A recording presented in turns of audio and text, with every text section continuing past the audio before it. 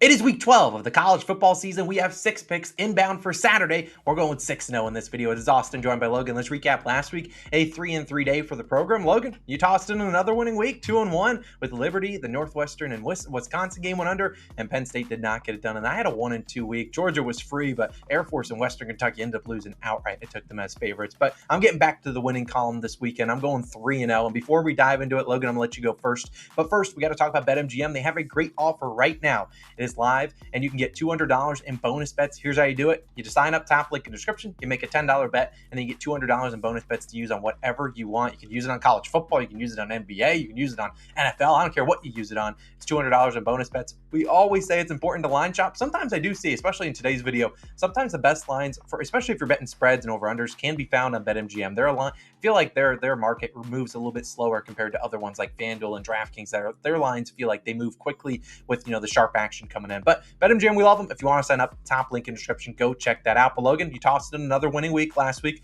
I need that consistency. I need a 3-0 week though this week. What's your first pick going to be? I heard it's a big time game. Yeah, it is a big time game, and hopefully we can continue the winning ways going. I really want that 3-0 sweep for my picks. You need to do your job as well.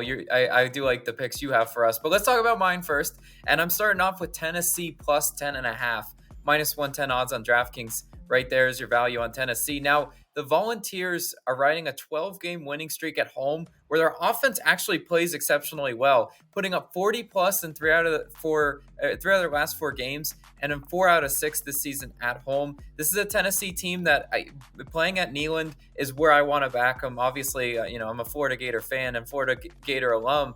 And I know Tennessee really well. I would never touch this game if Tennessee was on the road. But playing in a big time atmosphere, in a big time game against Georgia, I do like the Volunteers' chances. I just think this is too many points. Look at Georgia's defense. They've been vulnerable on the road as well, too. They've given up 20 points in each of their last 3 games on the road. So this is a defense that obviously last year they were lights out, but this year there is some vulnerability, especially on the road and in a hostile environment. And Tennessee's defensive front has been good against the inside and outside zone. Those are 2 plays, that Georgia definitely loves to run the ball. If Tennessee could make them one-dimensional, I would love that. Then they might actually have a chance to win this game outright. But with 10.5, well, all we need is them to keep it within a touchdown and a field goal. And I think they're going to do that because the Volunteers front ranks 11th in success rate in limiting explosive plays against the rush. That's just an advanced metric that I found when I was doing research. And so they're winning those battles against the Georgia offensive line, hopefully, and keeping their defense in the game. And at home, the Volunteers defense only giving up 12.67 points per game. That's 11th best in the country, and just 80.5 rushing yards. That's 8th in the country. So, Heupel, we know the name of the game for Heupel is usually offense, but the defense has been playing pretty well at home. And on offense, Tennessee is 7-0 when they surpass 200 yards rushing. They average 228 rushing yards per game and rank 4th in the nation. This is a Tennessee offense that it's no secret what they want to do. They want to run the ball. Can Georgia make it difficult? Sure, but Georgia's tied for 43rd nationally in yards per rushing attempt, giving up 3.77 yards per carry. That's respectable, but not near the level of dominance that they were, especially last year. I really think if we're looking at this Georgia defense, it's not as strong as they were. There's some vulnerability. And what I know about these big-time SEC games is I know anything can happen. And I think Josh Heupel will have that offense clicking. I know the Volunteers haven't really had a consistent offense all year long, but they're going to be good enough, and they're going to stay in this game, and they're going to cover the 10.5 for us. I really do like the Volunteers getting the 10.5 at home. But Austin, where are you going for your first pick? Logan, my first pick was going to be Tennessee, so I'll be riding with you, but I'm not going to give that. We don't want to double dip on the same exact pick, but I really do like the pick. And the only thing I like better than that pick is that polo you're wearing. That's a nice polo, which segues into my first pick. So I'm taking the Florida Gators, your alum, plus 11.5, which is currently by minus 110 on BetMGM, a very similar line to Tennessee. However, Florida is on the road, unlike Tennessee, and they're actually going up against the team that just mollywhopped Tennessee. It's Missouri. But I really think the Florida Gators got a chance of keeping this one within a touchdown, and I wouldn't even be surprised if they somehow flirted with winning this game. That's kind of what Florida's been doing this season. Sure, they're not great. They're 5-5, but they have had their chances to win their fair share of games, just have not been able to make those plays when it mattered. But like I said, coming off a 36-7 beatdown versus Tennessee, I think this is a letdown spot for Missouri. I mean, this is a team that has far exceeded anyone's, expectations for them this season. Heck, they're the top 10 program right now, coming up against the Florida team that is 5-5. Sure, Florida hasn't been great, but what they do great and what is their best calling card is they don't really turn over the ball. Knock on wood, they'll have 6 turnovers on Saturday. But Graham Mertz, love him or hate him, 18 touchdowns this season, only 2 interceptions. Florida as a team, only 9 turnovers. Look, when you saw last week against Tennessee, when they kind of put the pedal to the metal and they beat them, they were able to win that turnover margin by 2. If they're not able to do that, Missouri Tigers defense that is, I think Florida could sneakily be in this game and have a good chance to beat them on the road. Look, Florida's on a 3-game losing streak. They haven't looked great. Lost to Georgia, Arkansas, and then lost by 17 to LSU last weekend. And Florida does have a big game against Florida State next week. I'm curious what the spread is in that one. But at the end of the day, I think this comes down to how does the Florida Gators defense show up, because that's basically been the thing. Their offense has actually looked decent this season. It comes down to the defense. Can they show up and at least stop this Missouri attack? And it comes down to stopping Cody Schrader. Now, Cody Schrader, he went off for like 315 something total yards last week on the ground and in the air. I have a faith Florida will load the box, make Brady Cook beat them. And I think that could be the difference here, where they make Missouri have to beat them in the air. I think Florida keeps this game within 10 points, very similar to Logan's analysis on Tennessee. I mean, sure, Florida's on the road. It's a tough one, but an SEC matchup, I think this game's closer than people think it will be. I just don't think Missouri's worthy of this 11.5-point number that they're getting. I think the Florida Gators have kind of had Missouri's number over the past couple of years. I think they keep this one close. I'm not saying they win it outright, but Logan, I'm backing your alum. I'm taking the Florida Gators plus 11.5 for my first pick of the week. But what's your second one going to be? I do love your Florida pick, and I like your Florida analysis. Hopefully my Florida Gators do get it done. But for my second pick, I'm going to go ahead and take a total. I'm going to Washington versus Oregon State. I'm taking the over 62.5 points, minus 108 odds on DraftKings, your best value there. Now, I do want to shout out, my friend Jordan. He does help me with these college football total picks. He has been the reason we've been so dang good, at least on my end, at picking totals recently. He's been seeing the board really well these past several weeks. So shout out Jordan. We're once again riding the hot hand here. And then this is a Pac-12 game. Him and I are both in agreement here. You see a Pac-12 game and you take the over. It's just really that simple. You look at Oregon State's defense, giving up 204.44 passing yards per game. That's 54th in the nation. They allow 40 points at Cal, 38 points at Washington State, and now they're facing the nation's best passing attack in Washington. I mean, watch out. There should be a lot of points from this Washington offense led by Michael Penix Jr. We know how talented he is. This is his sort of coming out party this year. The Washington offense, 4th in total scoring at 41.67 points per game. 1st in passing yards per game. 2nd in yards per play. Explosive, quick strike plays. That's the name of the game for this Washington offense. And I definitely think that they're poised to be explosive once again in this game. Look at the Achilles heel for Washington on their side. It's their defense. We know that, right? It's in the Pac-12. Some of these teams just don't have the talent to keep up with these explosive offenses. Washington is no exception to that. They give up 23 points per game, which is 46th in the country. And listen to this, 260.78 passing yards per game. That's 122nd in the nation. So they're really getting carved up, in the air and on the ground. And this Oregon State offense is why they're 8-2. Look, you got to put up points to win these games, especially in the Pac-12. Their offense has been a lot better than I've expected this year. They're 20th in total scoring per game, led by DJU. He's been I would say a surprise, because at Clemson I didn't like what I saw, but he's definitely been strong, paired with the receiving duo of Anthony Gold and Silas Bolden. They also have they have one of the nation's best running backs too, and Damian Martinez. They should be able to find success versus this Washington defense. I think there's points on both sides in this one. And I think 62.5 is one of these Pac-12 totals where I don't think the line's set high enough. I think we see both these defenses susceptible to some points. And I think we're gonna get a lot of touchdowns rather than field goals. Like I said, guys, you got to have those red zone conversions into touchdowns. I think we get just that. I'm taking the over between these two teams. But Austin, where are you going for your second pick? Speaking of DJU, I hope his former university helps me out for my second pick because I'm taking the Clemson Tigers -6.5, currently -120 on FanDuel. Important to get that 6.5 number. Some books did have it at 7. We obviously know, seven's a key number to get, so I'll take the 6.5 even if you have to pay from -110 to -120. But Clemson honestly, hasn't. Well, they would honestly probably like DJU at QB just as how he's played so far this season. They're only 6-4, but back at home, I'm fine trusting them. On the road, very similar to Tennessee. No chances I'm backing Clemson on the road, but at home they've been really good. 5-1 this season, with wins by 49, 34, 4, 8, and 21 points. So covering this number in almost all those games, the one loss was that overtime thriller against Florida State when they probably arguably could have won that game. Well, obviously, Florida State survived, who is now still undefeated. But they're coming off 2 impressive wins, one against Notre Dame, very much more impressive than the one last week against Georgia Tech, which was only 21 points. However, they were spanking Georgia Tech, was 42-7 before they scored 2 garbage time touchdowns in the fourth. But this is just the game against North Carolina.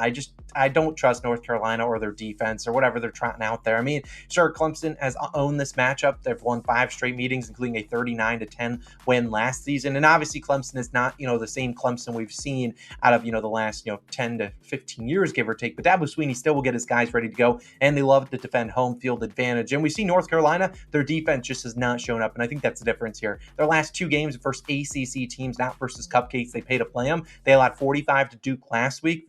Duke's not a great offense, and 46 to Georgia Tech just 3 weeks ago. Look, if they're going to struggle and they're going to give up 30, 40 points to a Clemson offense, I will take this any day of the week because Clemson's defense is pretty solid. We've seen them been very stellar at home, holding other teams well below, their normal scoring averages. Like I said last week, sure, they gave up 21 to Georgia Tech. Really, they only gave up 7, and then it was 42-7. They kind of took their foot off the pedal. But I really like Clemson to roll in a big way. I don't know how motivated Drake May is at quarterback for UNC, especially given that he probably only has 1 or 2, 3 more games left in college. So I really do like the Clemson Tigers. I like them -6.5. I think that's a key number to get. I think they win this one pretty easily by a touchdown. They always seem to play pretty well at home, and I just don't trust UNC and their defense to travel and play well against the Clemson Tigers. So give me Clemson -6.5. But Logan, third and final pick of the week. Hopefully this is going to wrap up a 3-0 card for you. Where are you going? I'm feeling good about my third pick. I do think this is a 3-0 card, at least on my side. Your side probably as well too. But I'm taking West Virginia -6.5, -110 odds on Caesars is your best value there. Now I am trusting the Mountaineers to go ahead and win by potentially a touchdown or more. I think West Virginia is definitely the play in this one. Look at Cincinnati. They've had a rough go in their first season in the Big 12, scoring its first conference win last week against Houston. I don't think a whole lot of people are rushing out to bet this Cincinnati team at all. I'm rushing out to bet against them, quite honestly. This week, they travel to Morgantown, where they face the Mountaineers, who've been really good at home this season. They've only lost 1 game at home, and this is going to be a hostile environment for Cincinnati. I don't think they're going to be, up to the ability that West Virginia is. And we know what I like the identity of this West Virginia team. It starts up front. It starts with the outstanding offensive line and their run game. And you got to win the battle in the trenches. Look at West Virginia's offense. They're averaging 218 rushing yards per game. That's 6th in the country. You run behind those big offensive linemen and you just, ground and pound, take over the game that way. That's a team I want to back. And, when it gets late, let's just say this is a close game and, they're up by a score or 2. That's how you salt away these games and don't leave the back door open is by having a good offensive line. And Cincinnati, bad on defense, 90th in total scoring, 91st in passing yards allowed, and 57th in rushing yards. So they're certainly vulnerable, up front and even through the air. I think West Virginia's offense has its way, and the Mountaineers' defense, while they've been okay this year, nothing crazy good on that side of the ball. What they face is, to me, a pretty dang weak quarterback and offense led by Emory Jones. I just do not trust Emory Jones as far as I can throw him. Why? Well, Logan, you got some homer bias in you. Yeah, ex-Florida Gator quarterback. I saw enough of what I needed to see from Emory Jones. I don't think he really belongs playing, quarterback at this level. I think he's a good, dual threat guy in some circumstances, but this sets up to be pretty poor for him, especially if they're trailing, early in this game and West Virginia's just taking control of it. I think it's Mountaineers all the way in this one, and I think they have their way with Cincinnati and hopefully pick up the win and cover for us for my third pick. But Austin, where are you going for your last pick? This last pick is going to wrap up a 6-0 week for us. If we somehow go 6-0, we're giving away $100. Just hit that subscribe button. As always, we appreciate all your love and support. And if you want to make sure, let us know your favorite picks down below. There's so many college football games. Logan and I can't dissect every single one of them. So obviously, let us know your favorite picks. And if you give us a pretty good sell job, we might tell you guys. But for my final pick of the day, is actually going to be my earliest start out of my three. I'm going to Maryland, taking them plus 10.5 in the first half, minus 115 at BetMGM. Yes, this is the first half spread. I don't care what happens in the second half of this game as they take on Michigan. Maryland is at home for this contest. And while I don't mind the full game spread for Maryland, it's about 18.5, give or take. I just think if they're going to be close in this game, it starts in the first half, setting a tempo and keeping this game close. If this one gets out of hand in the first half, I just think that the run game from Michigan will just wear them down, and eventually come fourth quarter, they'll just be getting 5, 6, 7, 8 yards per carry, which is kind of why I'd rather just go to the first half. I think if they got a chance, it's going to happen in this first half, and keeping it within 10 is certainly within the realm of possibility. And as Logan learned the hard way, fading Michigan's tough, and this has been a team that had a huge emotional victory last week against Penn State. I don't need to tell you guys if you watched the game. I mean, the final score, Penn State did score a garbage time touchdown to make it look a little bit closer, but still, they dominated Penn State. And obviously, there's all the John Harbaugh and all those, allegations and stuff. And I'm not going to get into that. They had that big, he was basically suspended on Thursday going into that game. You saw all the team was just tweeting out, bet, all right, you guys think we're cheating? And so they had something to prove against Penn State. Well, I don't necessarily think that emotional edge comes into this game against Maryland, especially with Ohio State on the docket. I mean, they are not going to use their AAA playbook. They're not going out there and try to run every single play in the playbook because they know how big of a game next week they got against Ohio State. That's a game that honestly kind of decides if they make the college football play. That's basically a playoff game for them. So I think they're going to play a little bit weak in this first half against Maryland. I don't think they'll have the edge, and I think that we'll see Maryland keep it close. Then maybe in the second half they're like, all right, they sit up in their chair like, we're going to beat Maryland up. But Maryland, sure, they're a 6-4 team, which is why I think they could be overlooked. And while this team hasn't been great, what I do like is that they got a quarterback that's not afraid of taking risks. Talia Tagovailoa, sure, he's thrown 8 interceptions this season, also thrown 22 touchdowns. This is a guy that is not afraid to sling it, just like his brother Tua Tagovailoa, who's in the league, obviously. Drew Aller last week, he looked afraid. He looked like he did not want to try to fit any passes into windows. He didn't want to take any deep shots, and sometimes taking those deep shots gives you not only a chance for some pass interference calls, but you have the chance for those explosive plays, and that's exactly what Penn State did not have last week. They had none of that. And sure, Michigan's defense is great. I'm not saying that Tagovailoa is about to have a masterclass, just carve him up, but I think taking those risks is how you have a chance of covering a 10.5 line. And we saw last year at Michigan, Tagovailoa started in that game. Maryland was only down 4 at the half, and that actually was, I think, Blake Corum scored a touchdown with 20 seconds left in the first half. So Maryland almost won the first half outright, ended up losing by 7. I think that shows that they have success. They have a chance to beat Michigan. I'm not saying they come out here and spoil Michigan. I would be very surprised if Michigan lost this game, but I think in this first half, this is where you're going to catch probably Michigan sleepwalking into this game. It's a 12 p.m. start. They got Ohio State in the back of their mind. They're not even thinking about Maryland, a 6-4 team that Penn State beat by like 40 a couple weeks ago. So they're like, we can smash this team.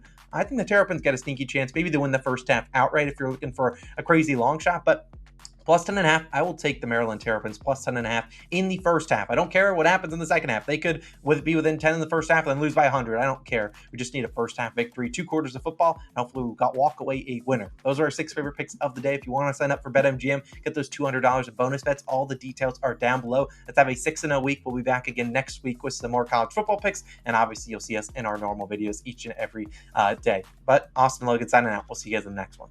Peace!